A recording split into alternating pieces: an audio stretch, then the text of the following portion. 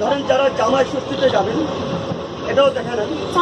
এই যে দুবাস করলাম সুন্দর আছে ডাল, পনির।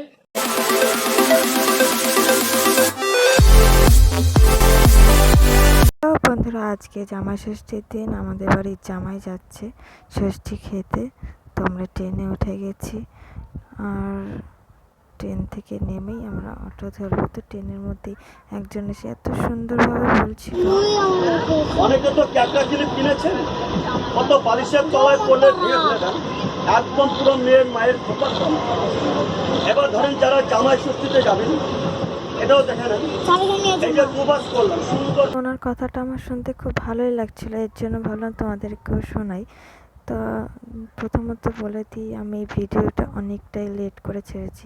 ষষ্ঠী চলে দিন আগে আমাদের বাড়ির ওখানে ঝড় হয়েছিল, গাছ ভেঙে তার ছিঁড়ে গেছিলো কারেন্টের। তো ফোনে আমার চার্জ ছিল না, এই কারণে ভিডিওটা আপলোড করা হয়নি, লেট হয়ে গেছে। দেখো আমি ঝুলে ঝুলে যাচ্ছি, এর জন্য আমার খুব মুড অফ আছে।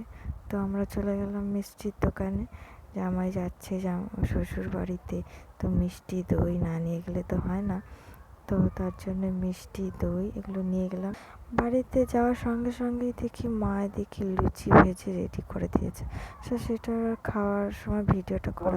দেখো খাবার একদম রেডি, সাজিয়ে দিয়েছি, জামাইও বসে পড়েছে আমাদের। এটা কিন্তু একদম নতুন জামাই না, পুরানো জামাই।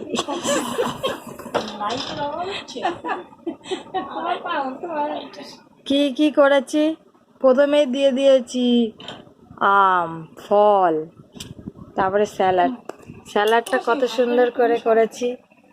তারপরে আছে ডাল, পনির, পাবদা মাছের ঝোল, মাংস, চাটনি, মিষ্টি, দই, দুধ। আর এখানে ভাজা আছে আলু ভাজা, কিসের বড়া মা এটা? পুঁই পাতার বড়া, বেগুন ভাজা, বিনস ভাজা, কুমড়ো ভাজা, ডিজাইন করা আলু ভাজা, পাঁপড় ভাজা। অয়নের থালা পাশে দেবো না, খাও। তো বাড়ির জামাই খাওয়া শুরু করে দিয়েছে। ডালটা প্রথমে খেয়েই বলেছে খুব ভালো হয়েছে। ডাল, পনির এগুলো সব, আমি শুধু মাছটা আর মাংস রান্না করেছিলাম। তো সব কিছুই ভালো হয়েছে।